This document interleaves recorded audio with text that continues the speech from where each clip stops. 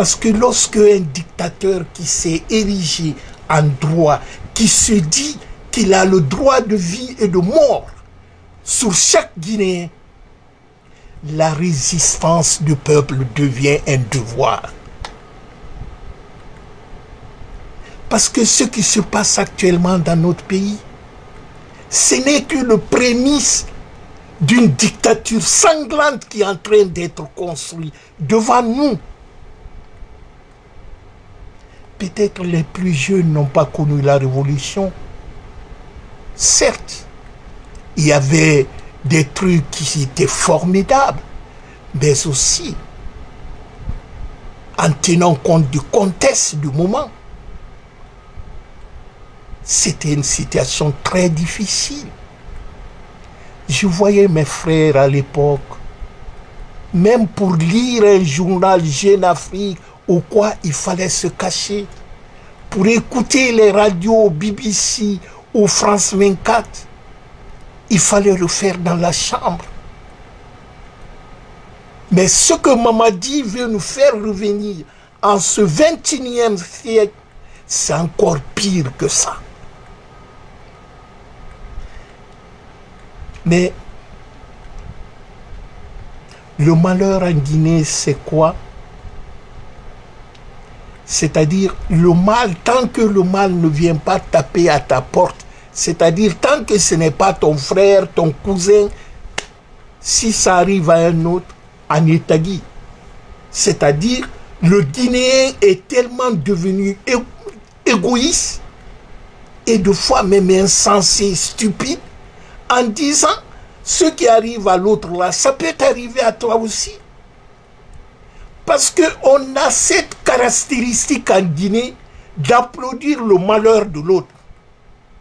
Ça fait que celui qui fait ce mal-là, il est réconforté. Aujourd'hui, quel que soit ce qu'on reproche, et même moi, Lamine Grassi n'est pas un ami à moi. Et je me suis attaqué à sa radio maintes fois, parce qu'il fait partir, et bien d'autres, ceux qui ont légitimé ce coup d'État. Mais, comme je disais qu'en Guinée, certains sont victimes de leur naïveté. Parce que cela résume parfaitement la sanction contre Lamine Guirassy par la HAC. Mais je trouve ça un abus de pouvoir. En interdisant quelqu'un d'exercer son métier parce qu'il a donné une information vraie ou fausse sur sa page personnelle, sur le titre. Ce n'est pas dans une radio. Aucune loi de la HAC dit qu'on peut sanctionner quelqu'un qui fait une publication, qu'il soit journaliste ou pas, sur sa page privée. Je ne sais pas. Mais vous saviez, Lamine Grassi est, malgré tout ce qu'on le reproche, à ce dernier moment, il devient une sorte de cible. Parce que cette sanction, c'est une sanction à la fois stupide, mais regrettable aussi. Parce que ce qui est arrivé à Lamine Grassi, là, ça va arriver à d'autres. C'est un signal. Vous savez, Mamadi fonctionne comme ça. Il dit, je vais taper ce dernier, les autres vont avoir peur, personne ne parle maintenant. Parce que c'est ça la logique de Mamadi. Les enlèvements des activistes, des journalistes, ou met en prison les politiciens, c'est ce qui fait peur. Parce que malheureusement, on est un peuple où l'élite est malhonnête. L'élite n'a pas peur de la raison, mais il a peur de la violence. Il a peur de celui qui est... Parce que qu'est-ce qu'on n'a pas dit au temps d'Alpha Condé? celui qu'on qualifiait de dictateur et tout ça, il n'a jamais retiré la carte de presse de Lamine Guirassy. Même lorsque Lamine Guirassy disait en ondes sur sa radio qu'Alpha Condé est malade. Et combien de ministres Lamine Guirassy, sa radio l'a fait honnir en Guinée, ou insulter, diffamer les gens. Mais est-ce qu'un jour on leur a retiré, on leur a fermé leur radio ou retiré sa carte de presse? Non. Mais c'est les mêmes gens qui disaient qu'Alpha c'est un dictateur. Et certains continuent. Parce que vous savez, quand tu souhaites le mal dans le mensonge, si tu ne fais pas attention, ce mal-là va retourner contre toi. Mais c'est ce qui arrive aujourd'hui. On parlait autant d'Alpha, kidnapping, maintenant c'est les vrais kidnappings qui se passent maintenant là. La dictature qu'on imaginait autant, c'est maintenant la dictature, on vit la vraie dictature maintenant. Et tout Guinéen conscient, si peut-être c'était dans les livres ou quoi là, mais la définition, la pratique de la dictature, c'est avec Mamadi Ikone. Et je vois ces Baouri et plein d'autres qui ont régné leur combat de plus de 20 ans. Quelqu'un qui s'est battu pour la démocratie, qui s'est battu pour la liberté de la presse, qui s'est battu pour une commission électorale indépendante, qui s'est battu, disons, pour la libre association des gens, est là, assiste, et voire même encourage, en tant que Premier ministre, à la destruction de cet héritage, si ce n'est pas l'indignité.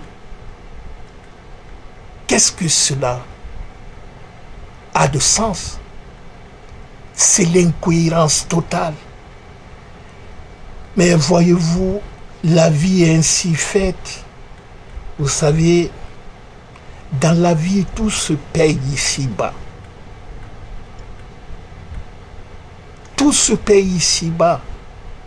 En accusant les autres, en souhaitant, en fabriquant tout ce qui est du mal ou du mauvais.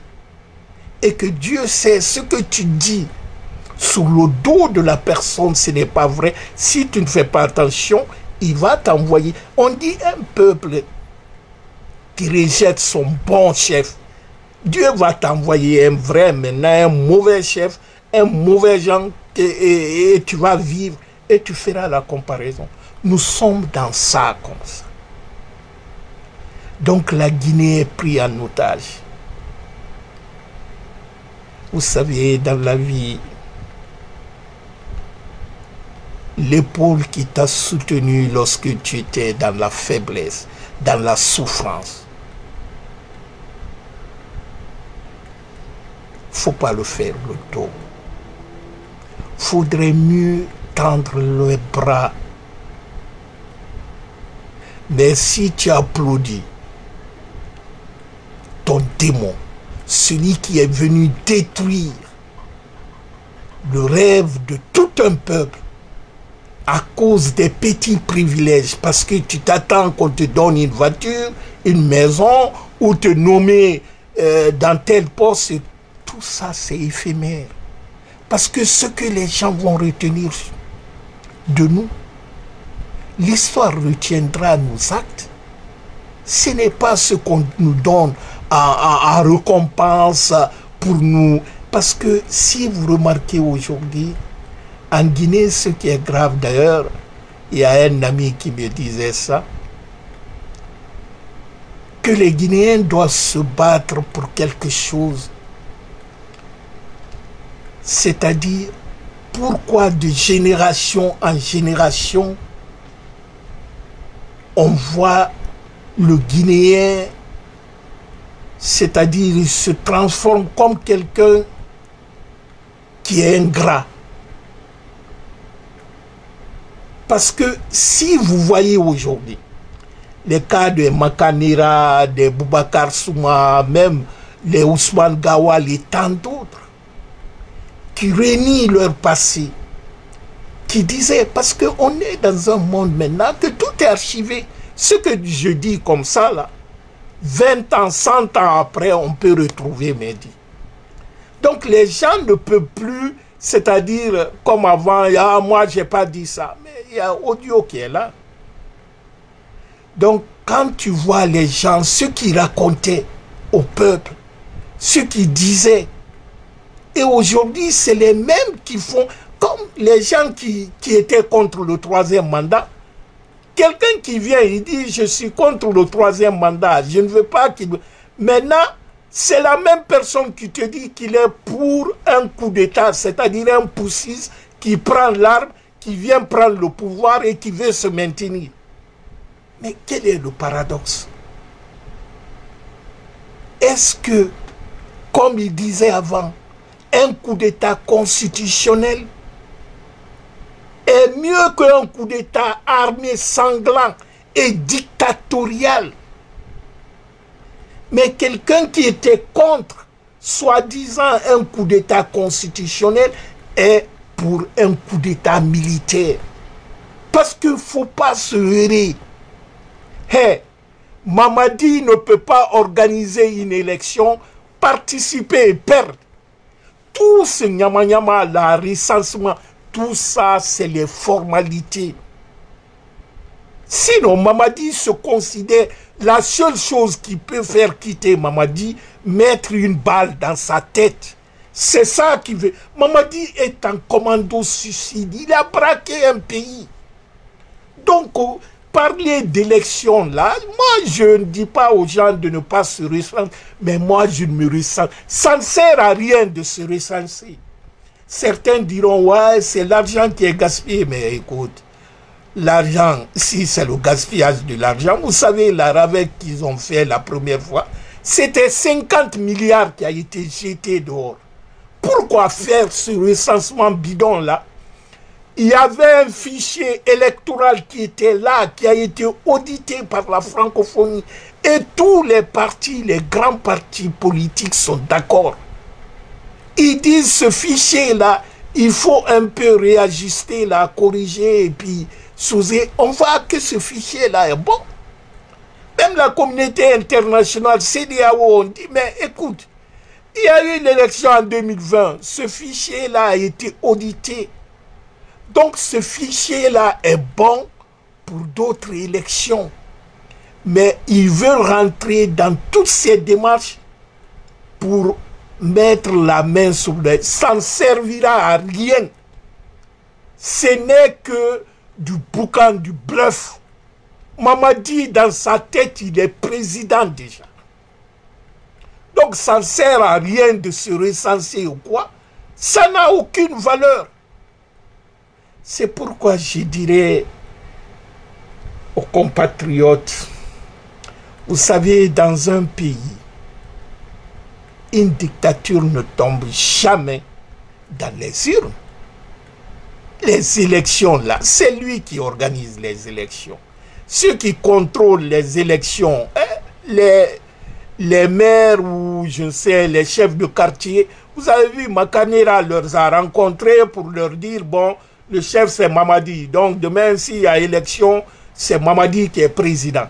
Vous avez vu, c'est-à-dire, le fichier qui doit servir à l'élection, aucun parti politique n'est associé à la confection de ce fichier-là. Donc celui qui veut organiser les élections, c'est lui qui organise les élections. C'est lui qui a confectionné les fichiers électoraux. C'est lui qui va commander les cartes d'électeurs. C'est lui qui va proclamer les rites. Mais soyons sérieux, ça sert à quoi? À sa place, je vais épargner le peuple de Guinée à ce gaspillage encore. Il faut aller construire un dispensaire s'auto-proclamer président déjà. Mais Mamadi ne fait pas ça pour les Guinéens. Il le fait pour ses parrains. Parce que la France a dit, fais quelque chose de semblable comme ça, nous allons te reconnaître. Et nous allons mettre la pression sur nos sous-préfets en Afrique là. Parce que Mamadi, à l'heure là, aucun chef d'État en Afrique, à part pour Kagame, ne le reçoit. Parce que personne, les gens disent, et les grands investisseurs aussi qui veulent venir, mais ils disent, mais ce n'est pas un régime légal. Et leur façon de fonctionner ne nous permet pas de venir investir en Guinée. Donc les élections que Mamadi veut saucer, c'est pour narguer les Guinéens. C'est une façon de tromper les gens qu'il est en ce... C'est recensement bidon. Mais il faut voir. Même l'équipe pour le recensement, Conakry qui représente à peu près 40 ou 45% de la population de la Guinée, le Grand Conakry, à moins de qui pour enregistrer les gens, recenser les gens que Kanka. Kanka a plus de 30% du matériel de recensement, Conakry, je crois, 15%. C'est-à-dire,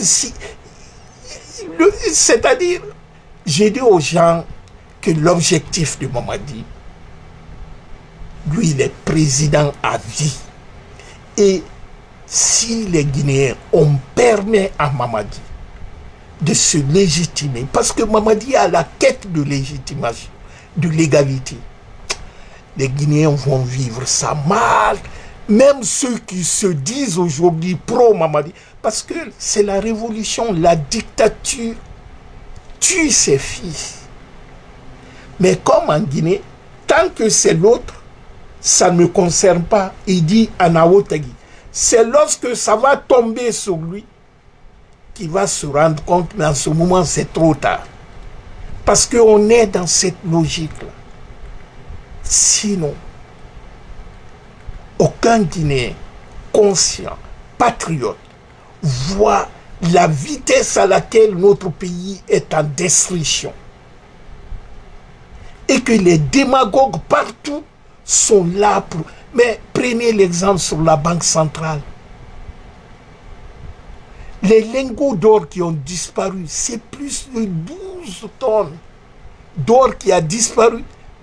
Tian Koïta, pour tout le monde a écouté les audios et tout ça, là, que les Babila mettent ça et Latif, leurs enquêtes là. Tian Koïta, pour se couvrir, parce qu'ils connaissent tous la mentalité de Mamadi. Il va à Sigrim pour regrouper les femmes là-bas, les pauvres, après avoir détourné des centaines de millions de dollars qui appartient à tous les Guinéens. Il va y distribuer des miettes avec les femmes là-bas, des analphabètes qui ne connaissent même pas.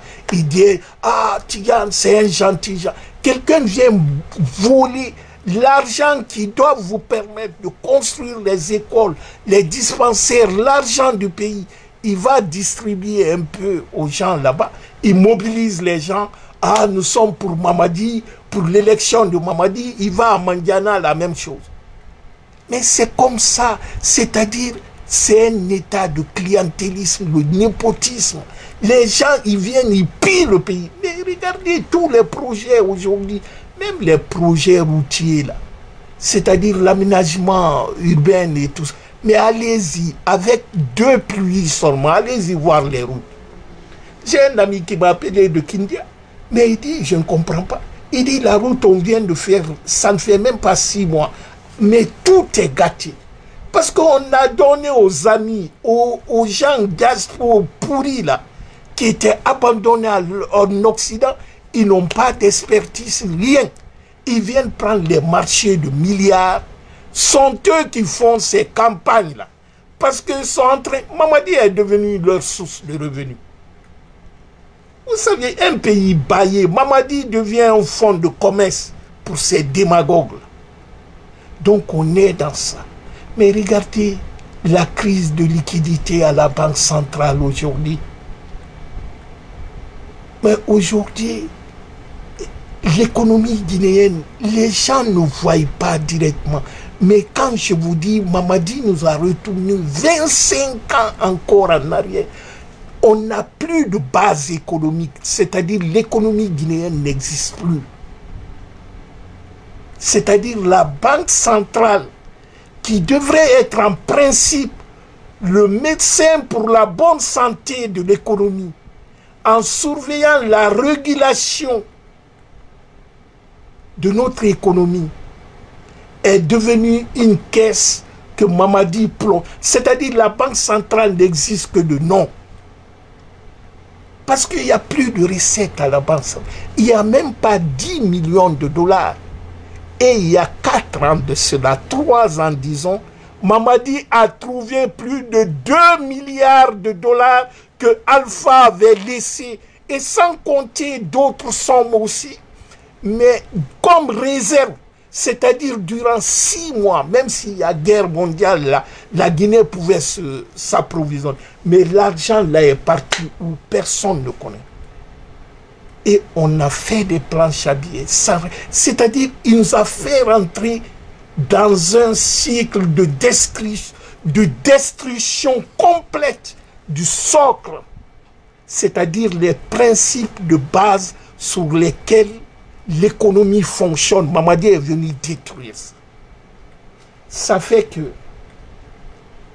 la Guinée traverse la plus grande crise actuellement de liquidité à la banque. C'est-à-dire on n'a jamais connu ça en Guinée.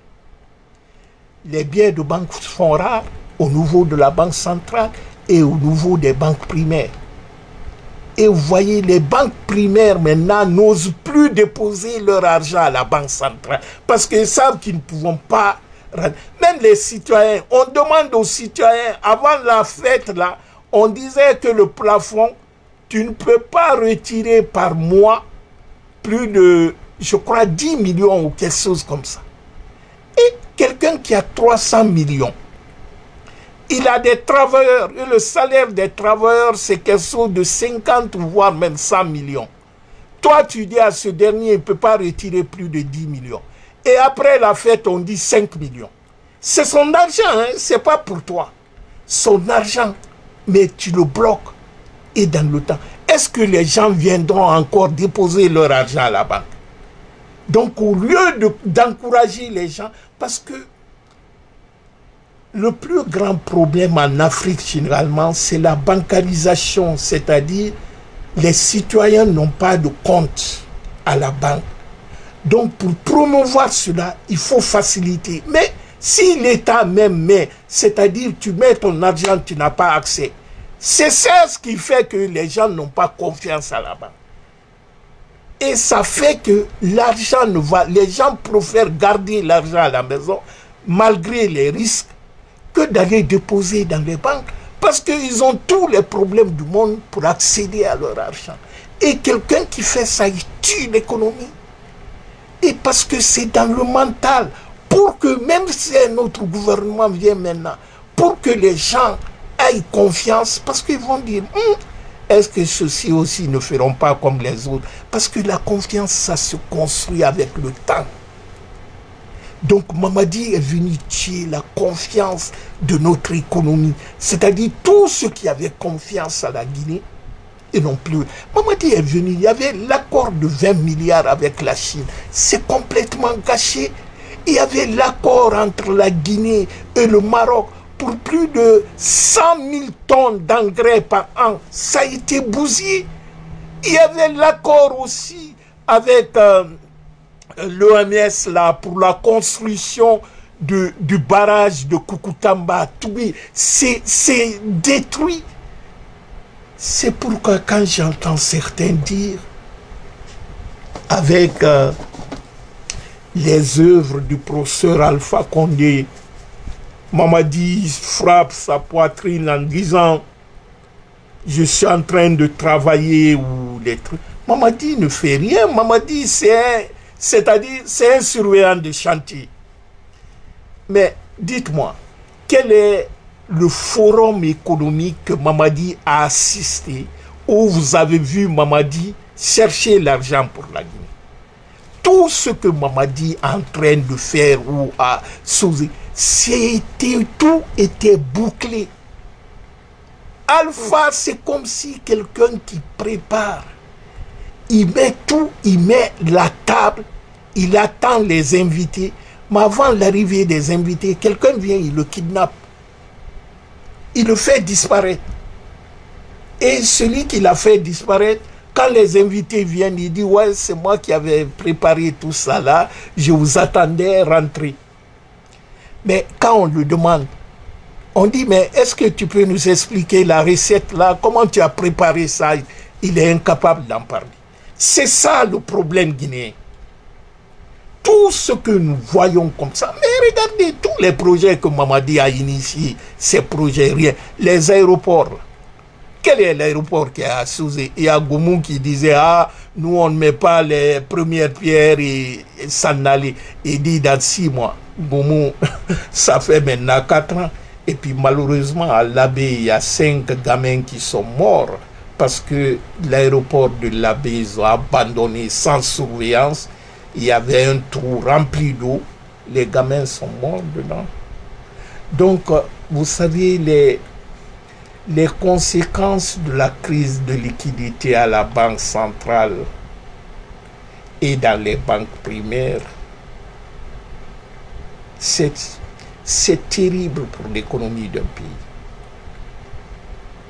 Quand un pays n'a plus, c'est-à-dire qu'il y a une autonomie financière, un pays qui fabrique son argent, c'est lui qui gère son argent. Parce que l'argent en tant que tel, c'est une marchandise comme les autres marchandises. La différence, c'est que l'argent te permet d'acheter les autres marchandises.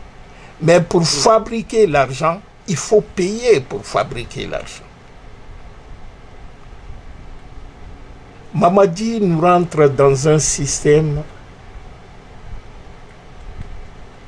je crois, dans les jours ou les mois à venir, parce que ils n'ont plus de solution pour régler. Parce que le problème de liquidité dans un pays, la cause principale, c'est la mauvaise gestion, c'est la corruption à ciel ouvert, c'est la non-maîtrise de ce qu'on appelle la régulation de la masse monétaire, l'argent qui est en circulation. Quand l'argent est mal géré, il n'est pas... parce qu'il y a une quantité d'argent qu'on doit mettre au service des citoyens. Cette quantité-là, elle ne doit pas être supérieure, elle ne doit pas être inférieure à la capacité de production ou de création de la richesse du pays.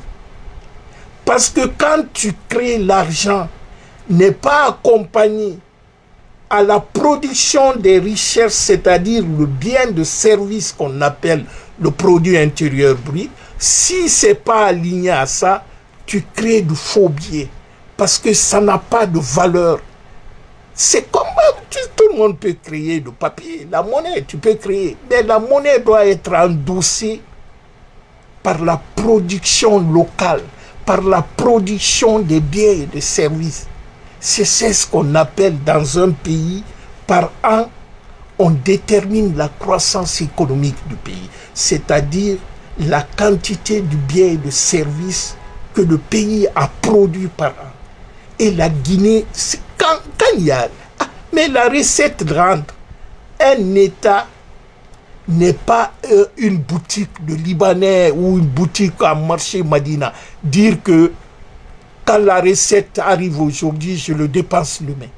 Tout est planifié. C'est pourquoi on met loi de finances. Chaque année, il y a un budget qui est voté.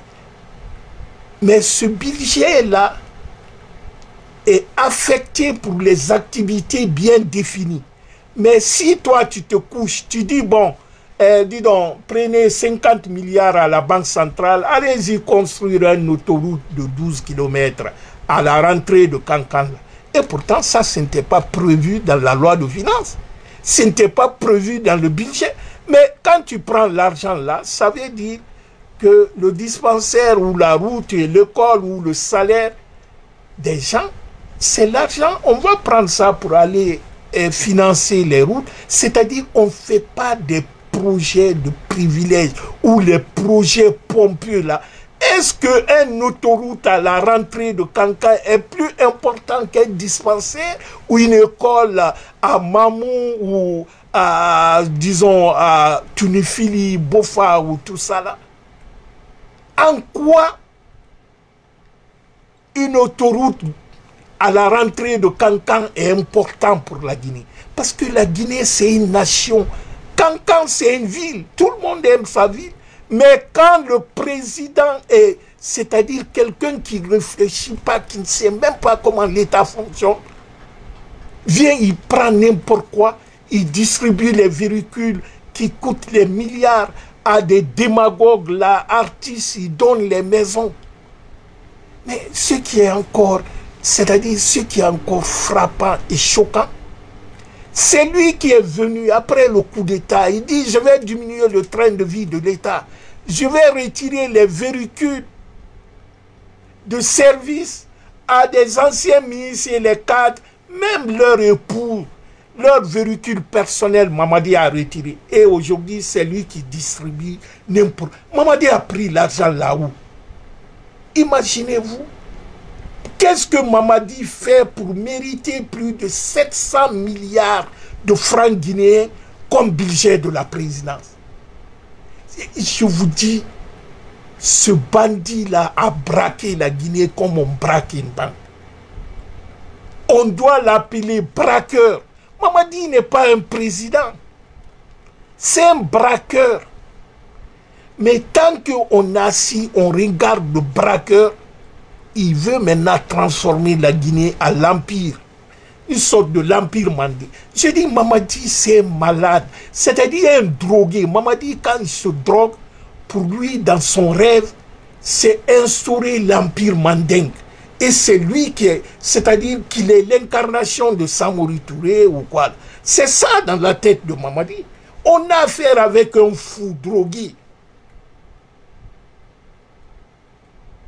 Donc c'est à nous de nous débarrasser de ce bonhomme-là. Mamadi n'est pas bon pour la Guinée aujourd'hui, il ne sera pas bon pour la Guinée demain. Et ce qui est pire dedans, tout ce qui était fait du bon, il est venu détruire. Quelqu'un qui n'a pas pu maintenir ce qui... Mais regardez qu'on a créé tous les jours. Il y a, si tu n'entends pas, il y a tel qui a été assassiné, tel qui a été... Un enfant de 12 ans égorgé à Kindia la dernière fois, il y a 2 jours ou 3 jours.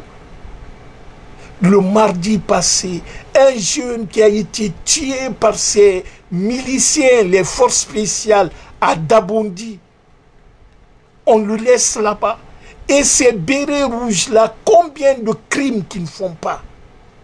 Est-ce que cela existait avant le coup d'État?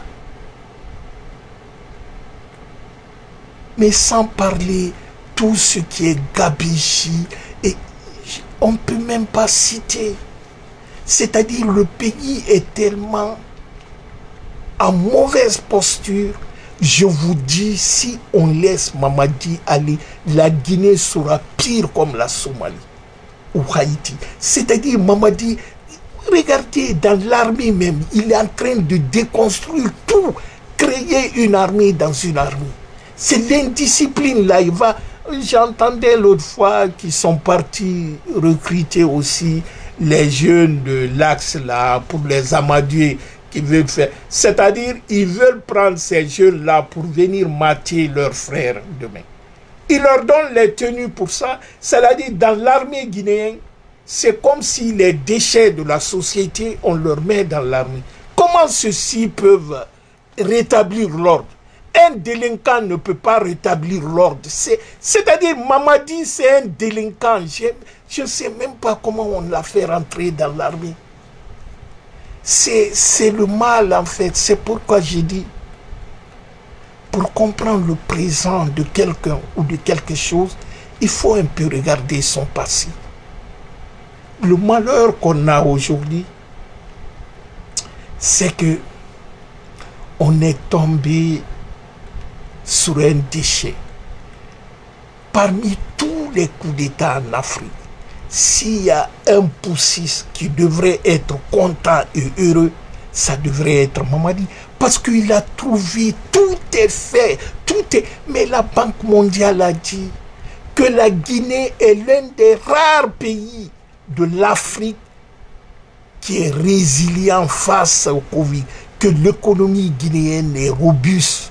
et que notre croissance, durant les 10 ans, la croissance économique de la Guinée n'était jamais descendue plus de 4%. C'est à la période d'Ebola et tout ça que ça a un peu baissé. Mais on est parti pour la première fois dans l'histoire de notre pays. Notre croissance était partie jusqu'à 2 chiffres. C'est avec Alpha Condé que toutes les revues de la Banque mondiale et le Fonds monétaire étaient conclues. Ça ne s'est jamais fait en Guinée. L'économie était vraiment... Mais c'est ce que nous voyons aujourd'hui. Mamadi, durant 4 ans, il n'arrive même pas à... Autant d'Alpha qui a entendu ces fluctuations de prix, surtout les denrées de première nécessité. Personne. Mais aujourd'hui, les prix sont exorbitants et j'ai même appris qu'ils sont en train encore d'augmenter les taxes à la douane, tout ça. Donc les prix vont... C'est-à-dire Mamadi n'est pas fait pour gérer une nation. C'est ça le problème. Quels que soient les trucs là, il ne peut pas s'en sortir. Parce qu'il n'a rien pour gérer un État. Mamadi n'est pas prédisposé à être un manager. C'est-à-dire le mal dans notre pays, c'est ça, en Afrique en général. C'est-à-dire les gens s'engagent dans les trucs qu'ils ne peuvent pas. C'est comme si quelqu'un qui ne connaît rien dans l'islam, il veut être imam. C'est une catastrophe. Tous les mois, c'est les crises sur les crises. Combien de fois, depuis que les gens là sont venus, on a entendu crise de carburant, crise de ceci. Mais nous allons laisser notre vie, plus de 15 millions d'âmes, nous allons laisser à ces bandits, à ces groupes incompétents, gérer notre vie, notre nation. Tout son problème, c'est sa sécurité personnelle. C'est-à-dire, c'est comme si un voleur qui a peur qu'on vienne lui retirer ce qu'il a voulu. C'est ça, Mamadi. Regardez l'organisation à l'âge de cette année pour le pèlerinage. Plus de 1000 personnes qui ont été bloquées. La dame qu'on a indexée, je ne sais pas que qui, Domani ou quoi là, on l'a libérée, il paraît, parce que la mère de Mamadi est impliquée dedans à 100%. Cette vieille-là, c'est-à-dire Mamadi a grandi, sa mère à Kankan, ceux qui connaissent l'histoire de la famille de Mamadi. Quand Mamadi allait voler les photos, les appareils photos des étudiants, où il va faire d'autres vols, il remettait ça à sa mère là qui cachait. Donc la vieille l'a habitué à ça. Tout ce qui se passe, le problème d'Allah, il connaît. Il sait très bien. Donc, pour ne pas que la chose soit dévaluée devant le peuple, là, parce que la dame, en la traduisant vers la justice, elle va dire tout. On l'a libérée et on l'a fait taire. On dit que c'est réglé à l'amiable. Comme le problème de l'or de la banque. C'est ça la Guinée de Mamadi. Donc c'est à nous, tous Guinéens conscients. C'est-à-dire l'affaire là, c'est pas dire j'aime Mamadi ou je n'aime pas. Je ne parle pas des profiteurs là qui profitent parce que eux ne peuvent pas être riches ou bien ils ne peuvent pas être dans le bonheur. C'est lorsque le pays est complètement dans la pagaille. C'est-à-dire ils font leur prospérité lorsque le pays est mal géré, lorsqu'il y a la pagaille. Parce que ce sont eux qui encouragent Mamadi, hein, les gens qui vont de préfecture en préfecture là, pour faire la promotion, c'est les gens qui étaient abandonnés en Occident ici. Donc Mamadi, c'est leur source de revenus. Ils ne le font pas pour la Guinée, ils le font pour eux-mêmes. Donc c'est les gens, généralement, il ne faut pas leur tenir rigueur. C'est les gens qui n'ont pas de... C'est-à-dire, ils n'ont pas de dignité. Donc, chers amis, c'est à nous de prendre notre... Parce que l'affaire de Mamadi, c'est une affaire de chacun de nous. Parce que ce que Mamadi est en train de détruire, ils ne font pas pour nous seulement. C'est-à-dire, le mal, c'est pas nous seulement, mais c'est pour nos enfants et nos petits-enfants.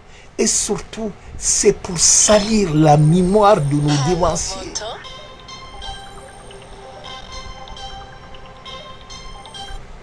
Excusez-moi. Donc, c'est à nous de prendre notre responsabilité. Éliminer Mamadi, c'est la salubrité publique, c'est-à-dire c'est la légitime défense. Celui qui fera ça, il sera qualifié comme un héros. Parce que Mamadi, c'est un danger public numéro 1. Le problème à l'heure là de la Guinée, c'est Mamadi. Tout le reste là, on peut régler ça. Parce que dès que Mamadi est dégagé là, vous verrez, ces queues là, ils vont disparaître. Il faut voir même. Mamadi va disparaître. Donc c'est à nous de prendre nos responsabilités. Et chacun de nous peut faire quelque chose à sa petite échelle. Chacun de nous peut contribuer pour dégager Mamadi. Parce que le mal guinéen aujourd'hui a un nom. Il s'appelle Mamadi Doumbouya. C'est Mamadi qui est le mal de la Guinée. Donc battons-nous. Passons par tous les moyens possibles pour dégager Mamadi. Sinon, notre pays, dans quelques mois ou dans quelques années, la Guinée sera pire que Haïti. Parce qu'en Guinée, maintenant, les élections, ça ne sert à rien. Pour être président en Guinée, maintenant, il faut savoir tirer l'arc. C'est ça que Mamadi donne comme langage. Les démagogues qui disent il est en train de travailler au Tanambé, il ne faut pas écouter ces gens-là. C'est les gens qui cherchent le mangement. Ils ne savent pas quoi faire. Sinon, quand vous regardez aujourd'hui, c'est-à-dire tout est faux en Guinée. Si vous saviez, c'est-à-dire on ne peut même pas en parler, mais les faits sont là.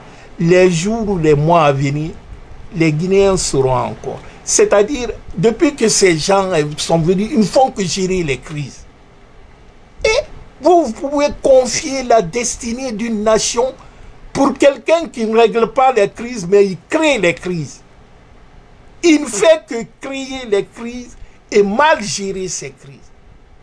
Dans tous les domaines.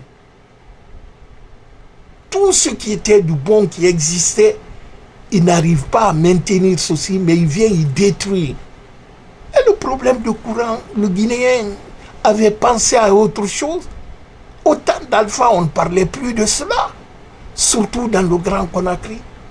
Mais aujourd'hui, allez-y dans les quartiers, à Kipé, à Kindia, partout, les gens manifestent. L'insécurité. Certains peuvent croire que un régime militaire, le minimum, c'est que le pays est en sécurité. Mais aujourd'hui, quand ton parent sort de la maison, tu pries Dieu pour qu'il rentre sain et soif. L'insécurité est partout en Guinée. Partout. Et ceux qui créent l'insécurité, là, c'est les hommes armés, là, les forces spéciales. Ils accidentent des gens, ils ne s'arrêtent pas. On dirait que tout le temps, eux sont en mission.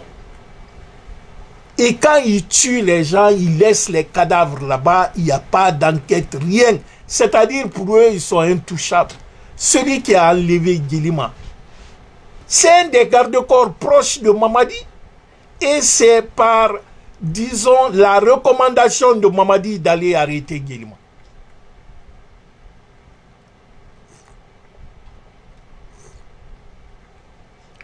Ça a été le même cas pour El Sisi, pour Colomb, ou pour les Marouane, ou les Nielo. C'est-à-dire, on ne peut même pas, il y a des centaines de personnes, les inconnus. Les Mofassori ont disparu. Qui en parle? Les Saliba ont été tués. C'est l'excès. colonel Sangari, et tant d'autres qui sont morts que les gens ne connaissent pas pour le moment. Quand j'ai vu la vidéo du torture et de l'assassinat de Sadiba, tu ne peux pas croire. J'ai dit, ces gens-là, ce n'est pas les humains. Ils ne sont pas comme nous. Hein. Vous ne pouvez pas croire. Mamadi fait le pacte de sang avec ses gardes rapprochés. Là, ils mettent du sang, ils boivent ça. Que celui qui va trahir et tout ça. Vous croyez que cet homme, c'est un humain? Oh! Hey!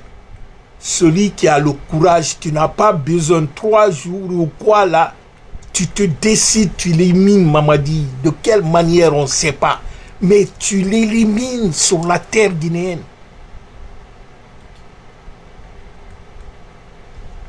Très cher ami, vous savez, quand on parle de la Guinée, il y a tellement de choses à dire. Mais tout ce qu'on doit comprendre, de tant que nous attendons pacifiquement, dire on attend les élections avec Mamadi, nous resterons longtemps et très longtemps prisonniers de l'injustice, de l'arrestation, du kidnapping, de l'assassinat, la gabegie financière. Nous resterons longtemps dans ça. Parce que ce n'est pas des élections que Mamadi va organiser, il va perdre les élections. Mais d'ailleurs, pourquoi mettre en tête que Mamadi doit organiser les élections? Mamadi a braqué. Mamadi, c'est pour ne pas aller en prison qu'il a pris ce pouvoir-là. Vous croyez que Mamadi va laisser ce pouvoir-là si quelqu'un ne vient pas le dégager? C'est un instinct de survie. Ils ont trompé les gens au départ en leur disant « Ah, c'était pour le troisième, contre le troisième mandat. » Mais regardez dans les faits. Tous ceux qui sont battus contre le troisième mandat, ils sont où aujourd'hui? Les Fourguemengue ont disparu. Les Saint-Lucidia, ils sont en exil. Sako, Abdou Sako a été battu, Souzé. Les Alouba sont où aujourd'hui? Donc il faut être réaliste. Ça dit, il ne faut pas être naïf. Mamadi n'a pas fait ce coup d'État-là, ni pour la démocratie, ni pour le troisième mandat, ni contre la mauvaise gestion. C'est tout le contraire. J'entendais quelqu'un même dire, si les erreurs du passé deviennent la règle du présent, en ce moment, il n'y a pas eu d'erreur du passé. C'est qu'on s'est servi du passé comme alibi, comme prétexte pour tromper des gens. L'objectif de Mamadi, c'est ça, c'est-à-dire un voleur qui a braqué la banque, il sait qu'on devrait l'arrêter. Donc il dit, la seule façon pour moi de ne pas être arrêté, parce que même si je fuis là, problème de drogue, je sais, en Hollande, il y avait ça sur mon dossier. En Guinée aussi, comme Alpha a fait des enquêtes et que les gens sachent ça, je n'aurai nulle part où me cacher. Donc la seule solution, c'est braquer Alpha Condé. Ce coup d'État est venu pour ça. Donc c'est du banditisme. C'est le braquage pur et dur. Ce n'est même pas un coup d'État. C'est un groupe de bandits délinquants qui ont été soutenus par les multinationales et la France coloniale qui veulent mettre main sur nos richesses. C'est pourquoi la France ferme les yeux. À l'heure là, je vous ai dit, la Guinée est le premier exportateur de la bauxite en Guinée. Dans le monde du moins. 140 millions de tonnes. Qui en principe une tonne coûte à l'heure là sur le marché mondial 108 $. 140 millions de tonnes, quand vous multipliez ça par 108 $ la tonne, ça vous fait près de 18 milliards par an. Imaginez-vous. Mais l'argent là va où? Même si on avait 6 milliards par an, on peut construire les grandes routes chez nous, on peut construire les dispensaires, les écoles, les hôpitaux, mais rien. C'est que l'argent qui rentre, le peu qui gagne dans ça. Parce que quand je vous dis aujourd'hui, le code minier, Mamadi a déchiré, l'a jeté. Vous avez tous entendu Djiba qui disait que quand on met les documents, un con comme ça, là, que ça fait 14 km. Regarde, c'est-à-dire le Guinéen ne connaît même pas. Avant le coup d'État, tout Guinéen savait que 15% des recettes minières étaient dans l'ANAFIG. Et il n'y a pas un village en Guinée, une préfecture en Guinée où vous ne trouverez pas une réalisation d'ANAFIG. Mais aujourd'hui, Agnès existait, on donnait un peu d'argent aux personnes les plus démunies en Guinée. On a créé les MIFA, la fonctionner, les banques qui aidaient les femmes pour avoir. Il y avait des semences améliorées. On est parti prendre les plantes arabica ou les trucs, les pépinières à Mamon, mais tout a disparu. Il y avait une équipe de mécanisation de l'agriculture qu'on appelait Kobiri. Il y avait des tracteurs, les machineuses. Tout a disparu. Ils ont pris les machines là, ils sont repartis. Ouyasanda en a 5 à Kouroussa là-bas, ils se transforment entre eux. On distribue et le peuple reste comme ça. C'est-à-dire, si vous saviez comment ces gens-là sont en train de détruire la Guinée, et quand je vois ces démagogues-là chanter, ouais, il est en train de faire ceci, quoi. Mais les gens sauront, bientôt ils le sauront. Très chers amis, merci de votre écoute. Mais encore une fois, il n'est pas possible de dire non, on ne peut pas, on va laisser. Non, il est encore possible de remettre tout en ordre. Parce que tout n'est pas perdu. Soit nous continuons à subir en silence, que Mamadi nous tue, qui détruit notre économie, qui kidnapping les gens, qui l'assassinent. Soit nous nous levons comme un seul homme pour dire stop. Pour dire stop. C'est ensemble qu'on peut construire ce boucle, cet arsenal de force. Parce qu'il n'y a pas une force plus puissante que la mobilisation populaire. Quand le peuple se lève et qu'il est conscient que l'obstacle qui le détruit, qui fait du mal, est ce bonhomme qui s'appelle Mamadi. Même les montagnes, on peut les déplacer. Mais cela, pour que cela arrive, il faut qu'il y ait l'éveil de conscience. Il faut que les Guinéens se disent que ce combat-là, ils ne le font pas pour Paul ni pour Pierre. Qu'ils le font pour eux-mêmes. Et de sortir dans cette logique en disant « Ah ouais, moi je vais profiter ». Mais comment tu vas profiter quand tout ton quartier et tout ça là vivent dans la dèche? Aujourd'hui, il y a des quartiers à Conakry. Avant, il y avait le courant, tout le monde. Mais maintenant, c'est les bruits de moteurs parce que tel, voilà, et là, Alphonse Ferracani et tout ça là, parce qu'il y a eu des nouveaux riches là. Mamadi a créé une sorte de bourgeoisie qui est fondée sur le rien.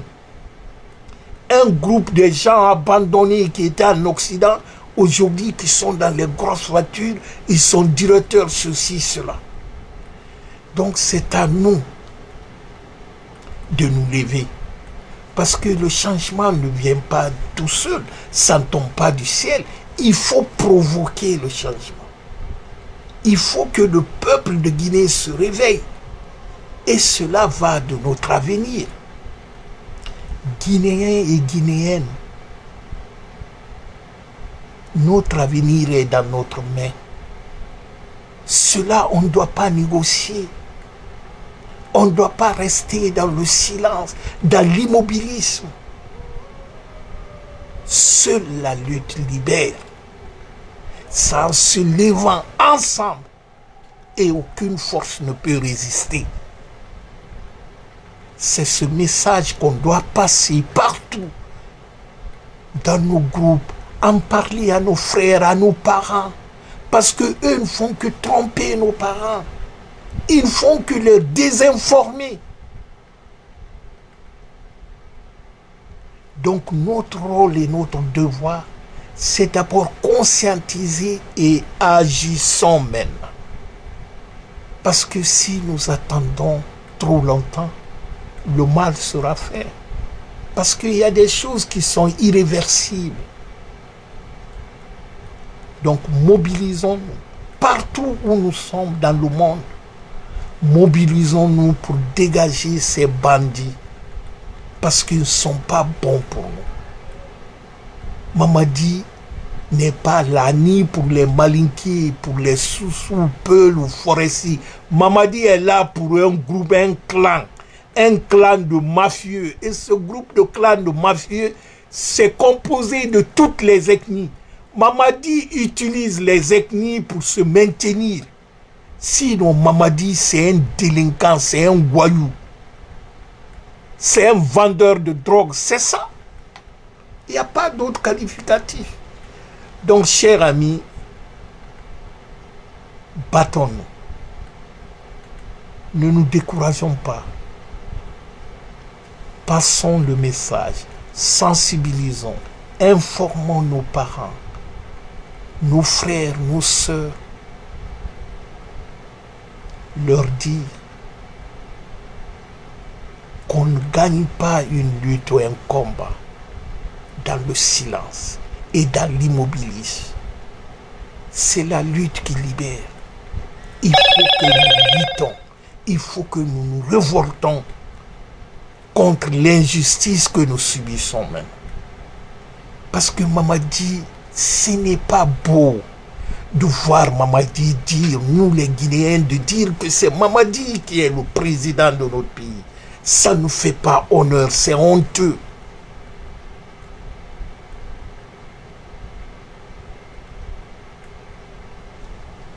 Merci alors, que Dieu vous bénisse et passez un bon week-end. Bye bye, au revoir, merci.